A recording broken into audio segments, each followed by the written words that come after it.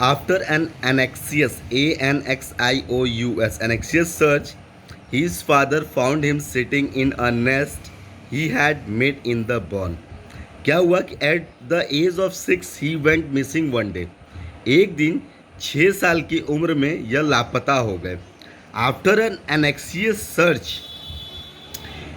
search, his father found him sitting in a nest he had made in the barn.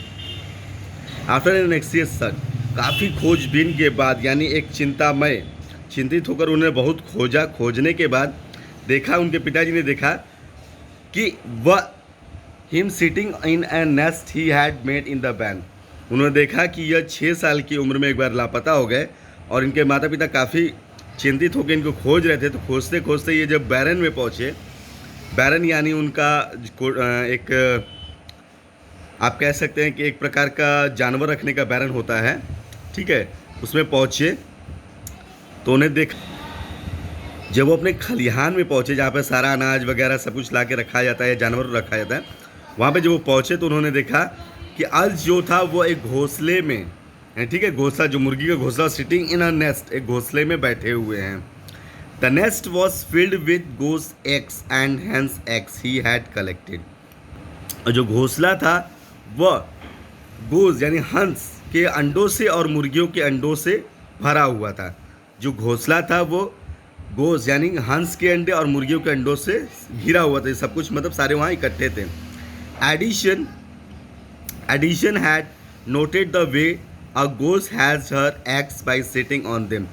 और Edison ने इस बात का care किया था, या उन्होंने गौर किया था कि किस तरीके से हंस जो था अपने अंडों को सेता है, मतलब सेना.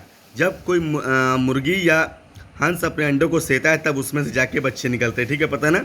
हैज़ एक साइंस वर्ड है जिसमें मुर्गियाँ या जो भी मादा होती हैं वो अपने अंडों को सेती हैं और उसके बाद उसमें से बच्चे निकलते हैं. उसने देखा कि किस तरीके से हंस जो है अपने अंडे को से रहा था, उसी तरह से वो भी गए और वहाँ पर बैठ गए. And he wanted to try it out himself. और इसको ही वॉन्टेड, वो चाहते थे कि वो स्वयं इस कार्य को कर एक बार देखें. तो Edison did not attend school regularly. फिर भी एडिशन जो थे वो हमेशा तो रेगुलर स्कूल नहीं जाते थे, but use to read every book in his search. लेकिन उनके हाथ में जो भी किताबें आती थी, जो भी उनको बुक्स मिलती थी, वो उसको ज़रूर पढ़ते थे. His parents were educated and refined people with a good library at home. His parents, उनके माता पिता जो थे वह एक पढ़े लिखे शिक्षित व्यक्ति थे, इसलिए उनके घर पे ही रिफाइंड, क्योंकि इनके पेरेंट्स जो थे पढ़े लिखे थे और रिफाइंड, और इनकी समाज में एक अच्छी इज्जत थी, इसलिए मतलब मान सम्मान वाले व्यक्ति थे. With a good library at the home, इसलिए इन्होंने एक अच्छी लाइब्रेरी घर पर अपने बना रखी थी. He read voraciously, VORACIOUSLY, voraciously, voraciously.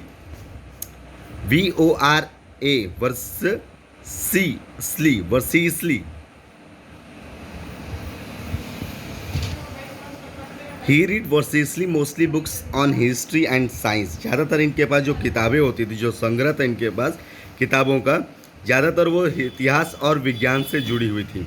He even tried reading scientific books, they were beyond the grasp of a child. He even tried, वो ज़्यादातर साइंटिफिक किताबें पढ़ना ज़्यादा प्रयोग करते थे. साइंटिफिक यानी खोज करता हूँ, जो भी खोज के बारे में होती थी साइंटिफिक बुक्स, उसको ज़्यादा पढ़ते थे. एंड गेस्ट ऑफ चाइल्ड, और वो अपने बच्चों को हमेशा इस चीज़ के लिए सिखाते थे. अंडरस्टैंडिंग, और वो अपने बच्चों को हमेशा समझते थे.